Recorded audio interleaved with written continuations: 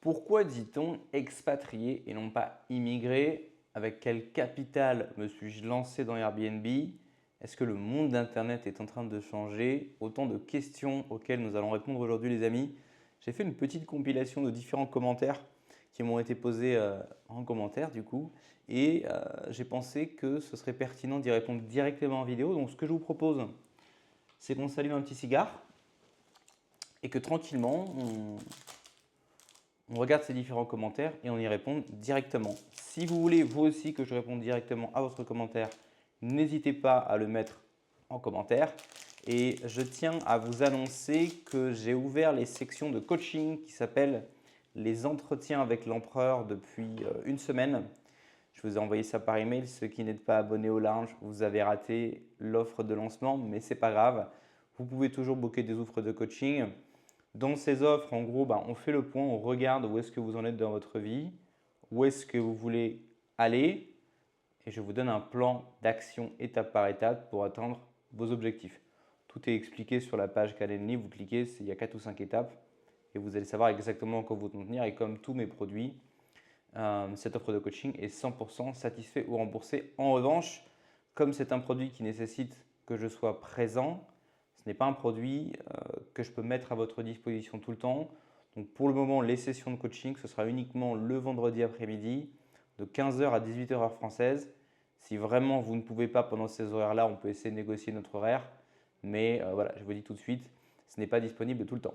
Alors, je coupe ce petit cigare et on démarre directement, les amis, cette section Q&A. Impeccable.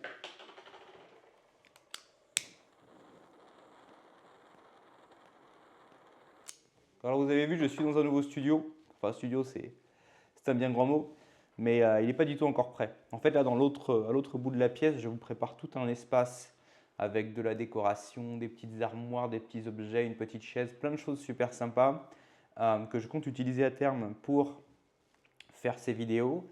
Mais comme cet espace n'est pas encore prêt, eh ben, on utilise mon bon vieux bureau. Alors, on va commencer directement par la première question de Pierre Pichard. Les questions ne sont pas dans l'ordre, hein. Je les ai prises comme un peu au hasard. Donc il y a peut-être un gars qui m'a posé une question, ça fait 3 semaines qu'il a posé la question. Et d'autres, vous venez d'arriver, votre question, vous l'avez posée hier. Ne vous inquiétez pas, on va y passer. Et si je vous ai oublié, n'hésitez pas à remettre votre question dans la section commentaires. Donc Pierre Pichard qui nous demande, je vote pour plus de contenu sur la fréquence vibratoire et le growth mindset en général. Et il nous demande, est-ce que tu as des références sur la fréquence vibratoire? Alors, fréquence vibratoire, énergie, etc. Euh, en fait, moi, quand j'utilise ces mots-là, je ne suis pas vraiment à 100% dans cette industrie-là.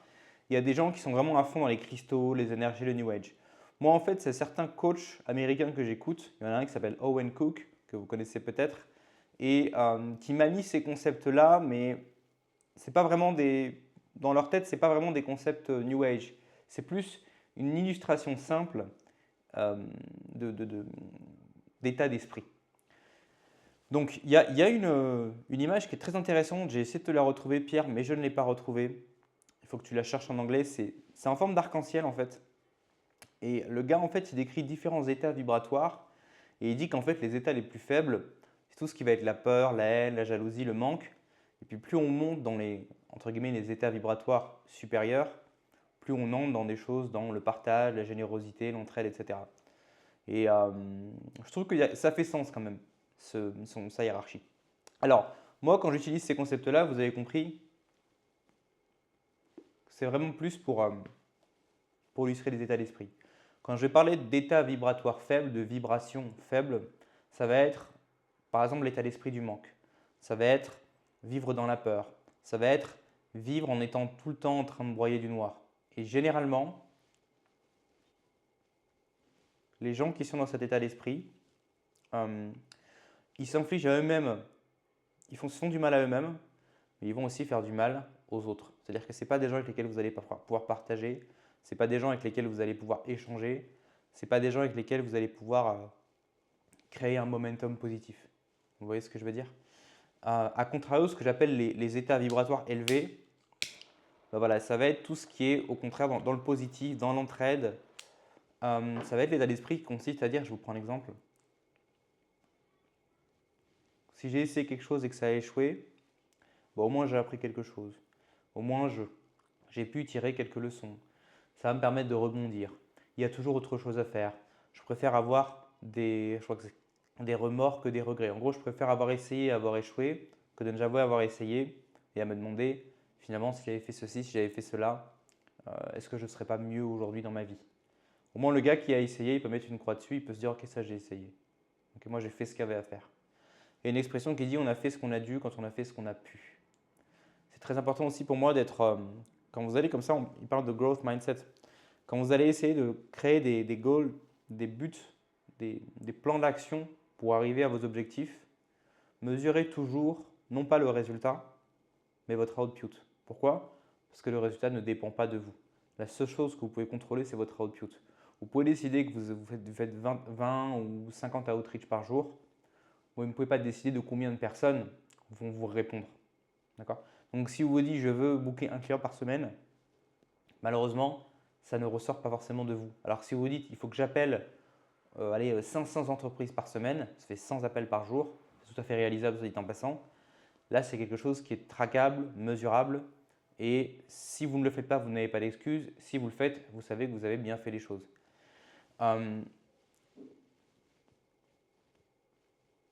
Et fréquence vibratoire supérieure, c'est aussi voilà, c'est cette façon de voir le monde comme un endroit où, je vous prends l'exemple par exemple, là avec l'IA, il y a plein de gens qui vous font croire que l'IA va remplacer nos jobs.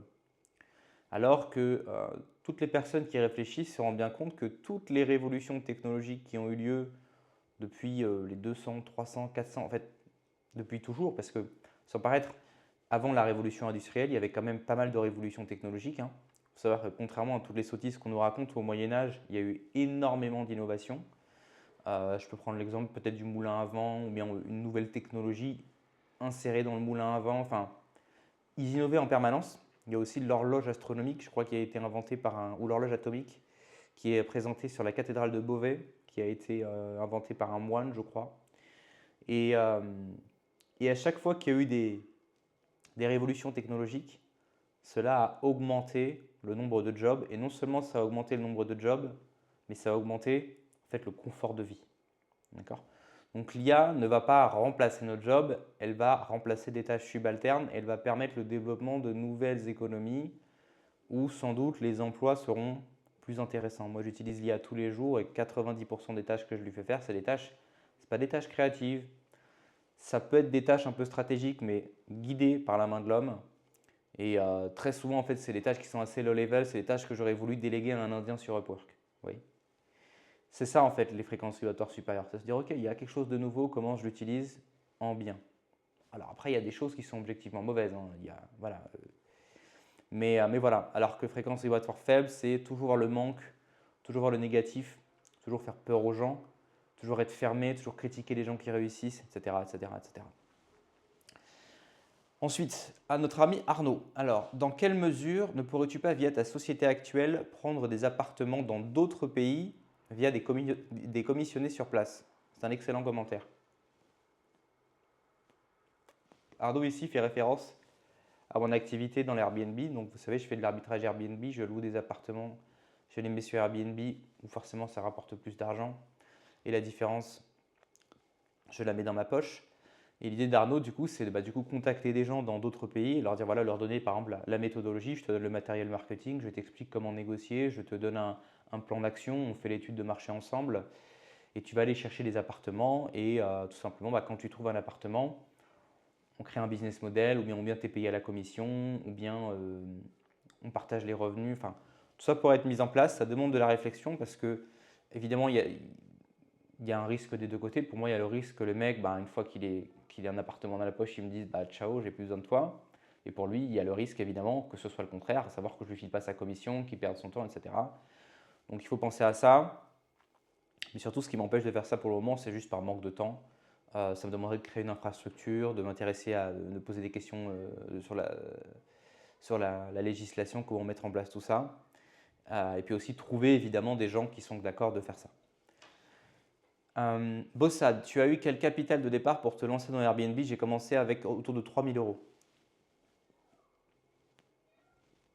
Avec 3 000 euros parce que dans les 3 000 euros, il y a tout, hein. Il y a le comptable, l'avocat, l'ouverture de la boîte, le photographe, le premier loyer, les mois de caution.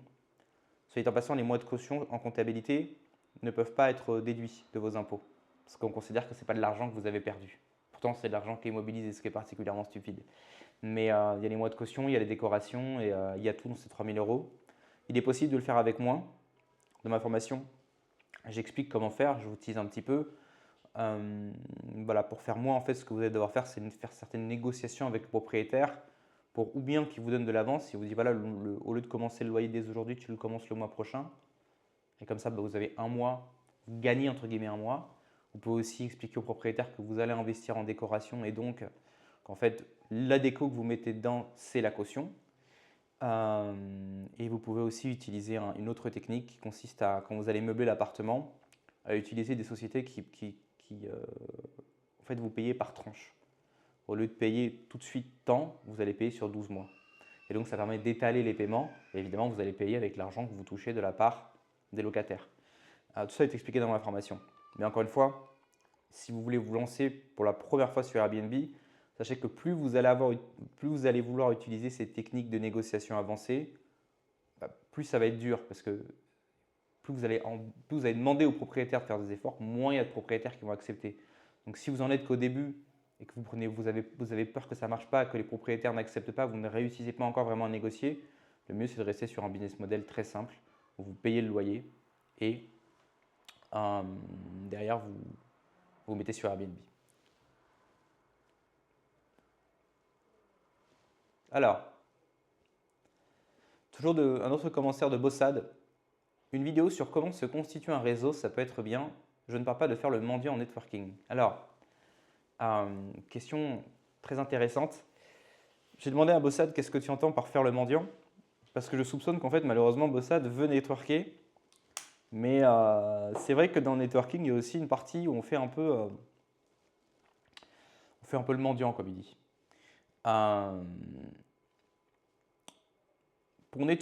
Qui dit networker dit parler aux gens et dit apporter de la valeur aux gens. La première question que vous allez devoir vous poser quand vous allez faire du networking, c'est qu'est-ce que je peux apporter aux autres?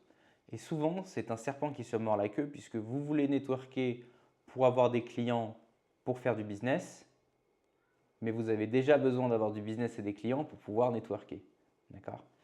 Donc évidemment, c'est comme partout. Quand on veut mettre un premier prix dans une industrie, quand on veut avoir son premier job, c'est toujours le plus difficile parce que l'idée, c'est de créer de la crédibilité alors qu'on n'en a pas vraiment. Donc pour résoudre cette question, ce que vous devez essayer de faire, c'est de montrer le plus possible des preuves d'expertise.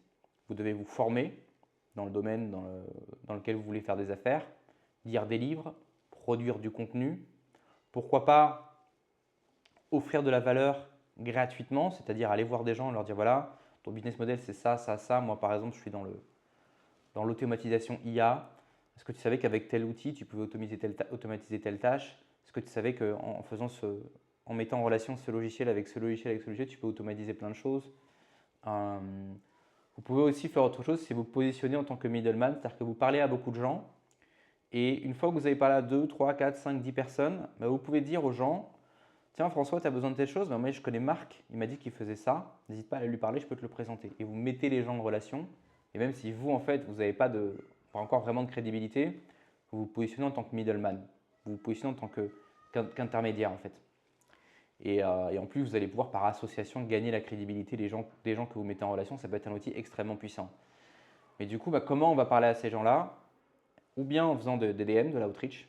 Vous envoyez des messages sur LinkedIn, vous envoyez des messages sur Instagram. Vous faites du cold email, vous faites du cold calling, vous vous rendez à des événements. Ou bien, ça c'est entre guillemets la stratégie qui va vous apporter les résultats les plus rapidement, mais il va vraiment falloir grinder. Ou bien vous faites du contenu et vous attendez que les gens viennent vers vous. Donc, ou bien vous faites du contenu ou bien vous faites de la publicité et vous allez typiquement dire aux gens voilà, réserve un appel gratuit, un appel de consulting, etc. Puis comme ça, petit à petit, vous êtes en relation avec les gens et plus vous allez parler à des gens, plus vous allez vous faire un réseau. Ensuite, ces gens avec lesquels vous parlez, vous pouvez prendre leur adresse email ou leur numéro de téléphone et régulièrement, une fois par semaine, une fois par mois, les mettre à jour, leur dire ce que vous faites qui est pertinent pour eux et toujours dans une optique où on apporte de la valeur. Comme ça, le jour où le gars il a besoin de vous, il va se rappeler. Ou bien, si lui-même rencontre une autre personne qui a besoin de vos services, il va vous la recommander. Mais le networking, c'est vrai que c'est un vrai travail, surtout si vous êtes au début. Alors là, c'était la question des les préjugés sur les nationalités, où j'expliquais qu'en fait, avoir un passeport français, c'est très puissant en fait. Parce qu'avec le passeport français, sans paraître, vous venez d'un pays occidental, vous pouvez avoir accès à plein de destinations, et j'expliquais qu'il valait mieux avoir un passeport français qu'un passeport burkinabé ou afghan. Et c'est Viviane qui nous dit oui, c'est vrai, mais en Suisse, il vaut mieux montrer un passeport allemand que français. Eh oui, évidemment. Alors, je mettrai quand même un petit bémol à ceci, parce que j'ai fait une vidéo qui n'est pas encore sortie. C'est une étude qui a été faite par 3 pays différents, indépendants, et qui mesure l'impact économique des expatriés en fonction de leur pays d'origine. Évidemment, vous vous attendez au résultat. Il y a certains types d'expatriés. Une personne vient des États-Unis, vient de la France, elle va avoir un impact économique plus intéressant que quelqu'un qui vient du Congo. Il y a une ligne au milieu en dessous de laquelle l'impact de l'expatrié ou de l'immigré du coup est négatif, et ensuite cette ligne, l'impact est positif. Ne manquez pas cette vidéo, elle sortira bientôt. Mais du coup, oui, la réputation des Français à l'international diminue d'année en année pour des raisons qui sont parfaitement identifiées. Et avoir un passeport allemand, généralement, la mentalité des Allemands et la réputation des Allemands est meilleure que celle des Français. D'accord ? Moi, je vous avais dit ici, pour un des Airbnb, en fait, la personne avec laquelle j'étais en relation était elle-même en relation avec des propriétaires et elle recevait des listes d'appartements disponibles. Et une fois, elle a eu la flemme en fait de bien copier-coller, elle m'a envoyé toute la liste. Et il y avait des commentaires. Et il y avait un propriétaire qui disait, il disait quoi? Pas d'étudiants, sauf les Allemands. Ça m'a fait rire parce qu'en fait, en Roumanie, il y a quoi comme étudiants à part des Allemands et des Français? En fait, c'est une façon de détourner, de dire pas de Français, quoi. Enfin, il y a peut-être des étudiants aussi internationaux, tu sais, qui parlent anglais, mais qui viennent de pays complètement à l'arrache. Mais en gros, le gars ne voulait pas d'étudiants, mais il voulait bien les Allemands. Parce que oui, les Allemands ont meilleure réputation.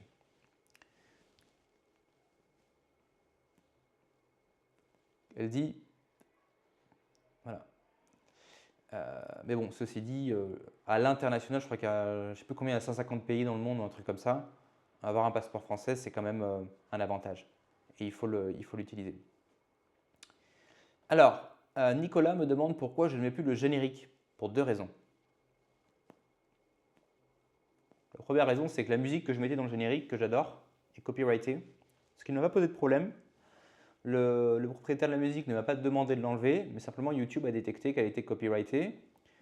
Et je me suis dit, mais aujourd'hui, il me laisse faire ça, mais si je mets 100, 200, 300 vidéos en ligne qui sont toutes copyrightées à cause du générique, et qu'un jour le mec se réveille et me dit, ah au fait, tu les enlèves ces vidéos où tu me payes, je peux me retrouver dans la merde.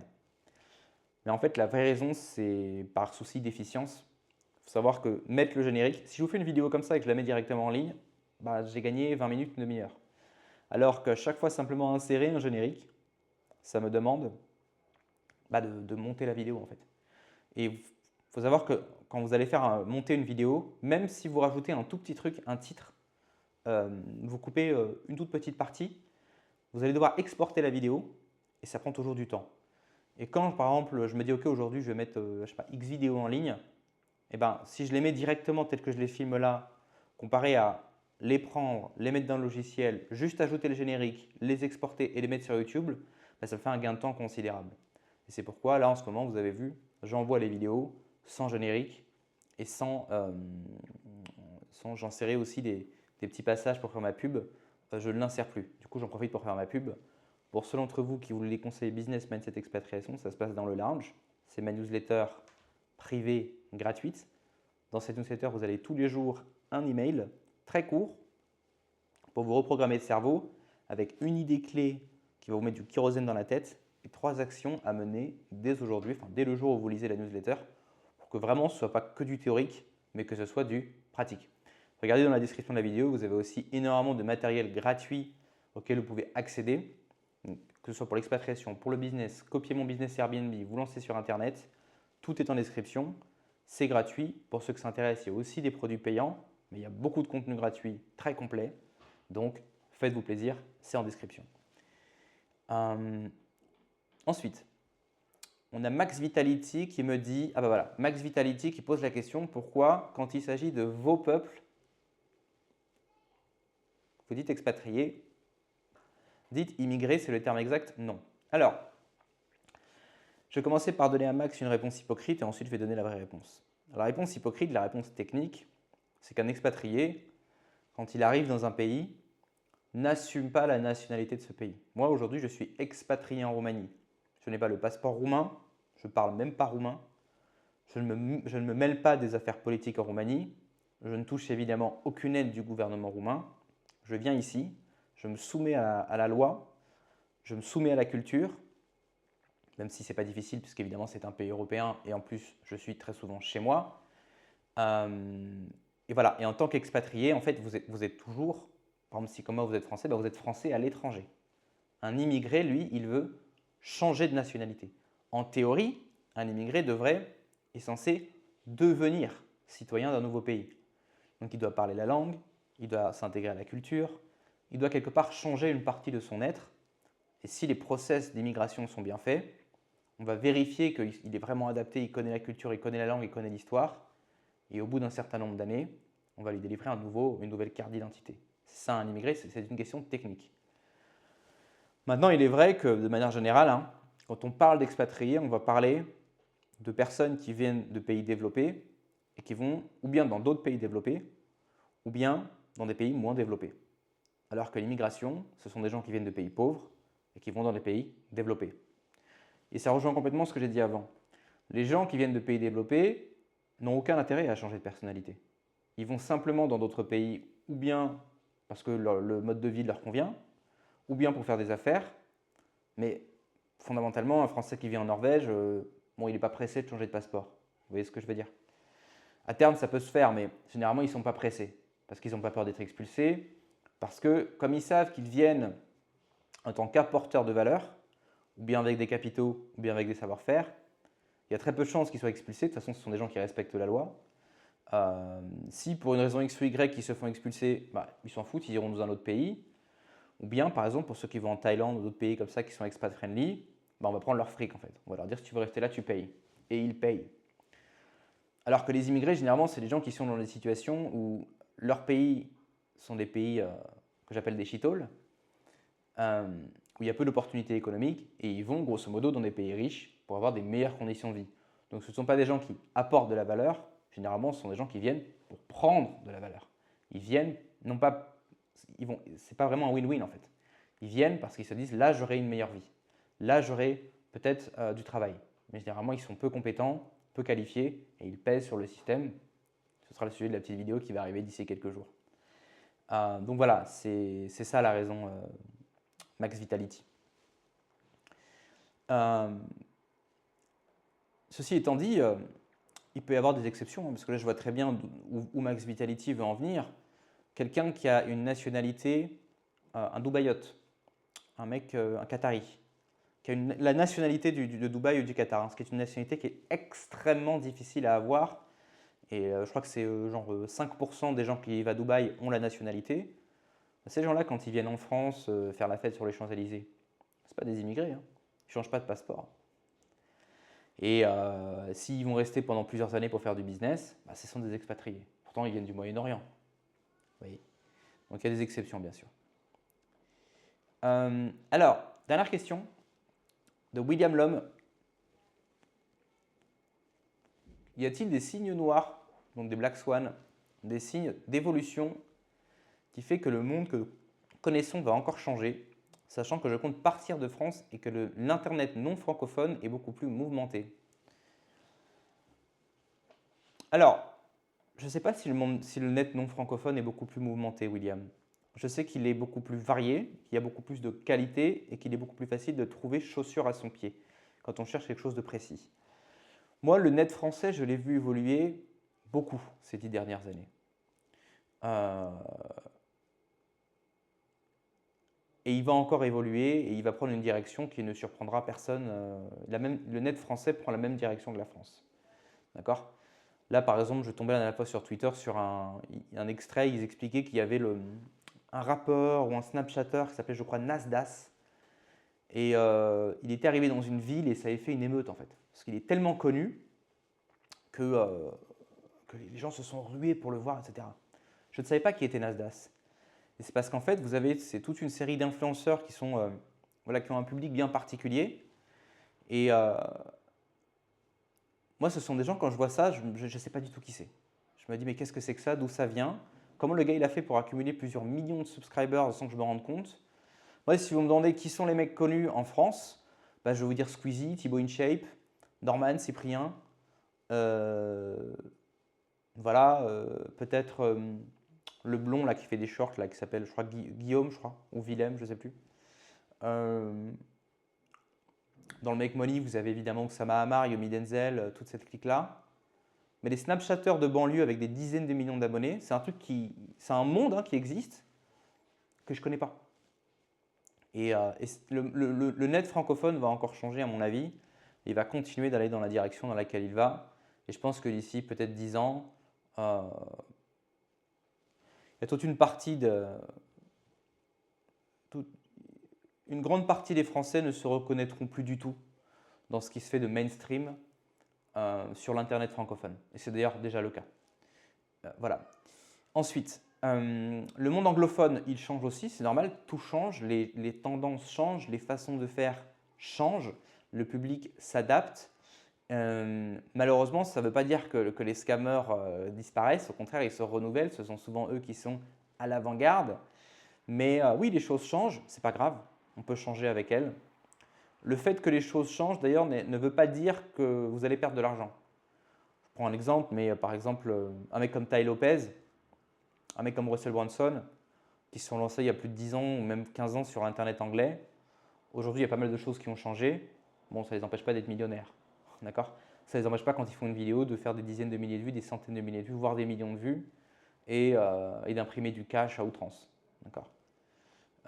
Sachant que même quand les choses changent, il vaut mieux être au sommet de la pyramide quand les choses changent, comme ça vous les voyez changer, vous pouvez vous adapter plus vite.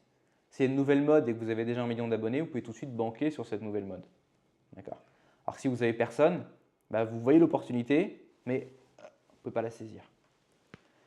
De toute façon, s'il y a une chose qui ne changera pas, si vous vous lancez sur Internet, c'est votre personal branding. Les gens connaissent votre nom, les gens connaissent votre gueule, et que vous changez de format, que vous changiez de studio, que vous changiez de plateforme, que vous passiez de format long à format court, que vous fassiez des interviews, des podcasts, ce qui restera toujours, c'est votre gueule. Les gens se rappelleront de votre gueule. Et si une mode change, vous êtes libre de changer également, de suivre le changement et de continuer à banquer. Il y a des mecs aussi qui se sont lancés sur Internet à une époque où peut-être certains d'entre vous étaient peut-être même trop jeunes pour suivre. Par exemple, il y a un mec qui s'appelle Alexandre Roche, ou Roth. Roche ou Roth. C'est un mec qui est dans le développement personnel, il vit à l'île Maurice. J'ai connu Alexandre Roth quand j'avais 17 ans, il faisait des contenus sur la séduction, sur les femmes. C'est un des mecs qui m'a poussé à me lancer dans la drague de rue d'ailleurs. Aujourd'hui, il a complètement changé de contenu, il ne parle plus du tout de drague. Pourtant, il a une tonne de vues et il fait toujours une tonne de fric. Donc c'est très facile de pivoter quand on a un personal branding calé et qu'on est déjà sur Internet depuis un moment. Donc il n'y a pas du tout raison de s'inquiéter. Si la question que tu te poses, William, c'est « Putain, si je me lance là-dedans et que demain c'est plus la mode, je serai dans la merde », c'est une crainte infondée. D'autres signes, évidemment, les changements qui vont arriver, évidemment, ce sont les changements liés à l'intelligence artificielle. Ce ne sont pas des changements du style on va tous être au chômage avec un revenu universel parce que tout sera automatisé. Mais effectivement, de plus en plus de tâches vont être automatisées et les outils qui existent déjà vont intégrer l'intelligence artificielle pour accélérer certaines tâches. Certains nouveaux outils vont apparaître pour faire ce qui se faisait déjà, mais mieux, de manière plus rapide, grâce à l'intelligence artificielle. Et voilà, c'est une technologie qui s'est implémentée un peu partout. Encore une fois, les grands acteurs, les logiciels bien installés l'ont déjà implémenté. Amazon Web Services l'a implémenté, Photoshop l'a implémenté, YouTube l'a implémenté. Donc tous les gros acteurs ont déjà implémenté la technologie. Mais ça va encore avancer et on va pouvoir faire de plus en plus de choses avec l'IA. Aujourd'hui, je trouve que l'IA est bonne pour faire des tâches de bas niveau, mais à mon avis, c'est pas révolutionnaire. D'accord. Par exemple, vous avez des sites où vous pouvez dire au site, voilà, je veux un site là-dessus, je veux que tu me fasses une page de vente en béton armé pour vendre tel produit avec tel design. Et en fait, ça fait de la merde. C'est pas bon. Il faut absolument aider, guider l'intelligence artificielle. Donc peut-être que ça va s'améliorer, peut-être pas. Mais je pense que même si l'adoption de l'intelligence artificielle s'est faite rapidement, beaucoup de gens l'ont adopté pour s'amuser. Et beaucoup de gens encore aujourd'hui ne l'utilisent pas au quotidien. Et je pense que de plus en plus de gens en fait, vont l'utiliser jusqu'à un moment donné où vraiment tout le monde utilisera ça tout le temps. De la même manière que vous utilisez un téléphone en permanence, vous utilisez un ordinateur en permanence, ben demain les gens utiliseront l'IA en permanence. Donc voilà les changements que je vois arriver. Si tu comptes partir de... Alors peut-être que les changements dont tu parlais, ce sont des changements pas dans la landscape économique, business, mais plus au niveau de... Parce que tu entends parler de ces histoires de guerre, de Poutine, maintenant c'est Trump, maintenant c'est la Chine. Je t'encourage à te déconnecter complètement de tout ce baratin, parce que tu fais bien attention, regarde ce qui s'est passé depuis ces dernières années. Entre 2018 et 2021, tu as eu l'arc Covid. En fait, il faut voir ça comme des arcs, comme dans une série. L'arc Covid lui-même était subdivisé en plusieurs saisons. Ensuite, tu as eu l'arc guerre en Ukraine. Et maintenant, après, l'arc guerre en Ukraine également était subdivisé en plusieurs saisons. On nous a fait peur avec des histoires de on va envoyer les Français au front, machin. On nous a fait peur avec des histoires d'électricité. Donc oui, les prix ont augmenté, c'est vrai. Bon, personnellement, ça ne m'a pas empêché de vivre. Les prix ont augmenté. Moi, je parle du point de vue de la Roumanie. En Roumanie, les salaires ont aussi augmenté. L'inflation, elle est là. Mais voilà, si vous voulez, oui, il y a de l'inflation. Est-ce que tout le monde est dans la rue? Non. Vous avez toujours votre ordinateur, vous avez toujours votre téléphone, votre connexion Internet. Mais les choses coûtent plus cher et c'est pourquoi il est très important de faire de l'oseille. Les changements qui vont venir vont se faire petit à petit. Et personne ne sait exactement à quoi ça va ressembler. D'accord. Par contre, il y a des gens qui font de l'argent en faisant peur, parce qu'en faisant peur, ils acquièrent de l'attention, que ce soit les médias mainstream, que ce soit sur Internet, et en acquérant de l'attention, ils gagnent de l'argent. Donc eux, quand ils vous disent oui, en 2030 ceci, en 2030 cela, vous vous dites putain, il faut que je me prépare pour 2030. Mais eux, ils sont déjà en train de gagner de l'argent avec leur déclaration à la con. D'accord.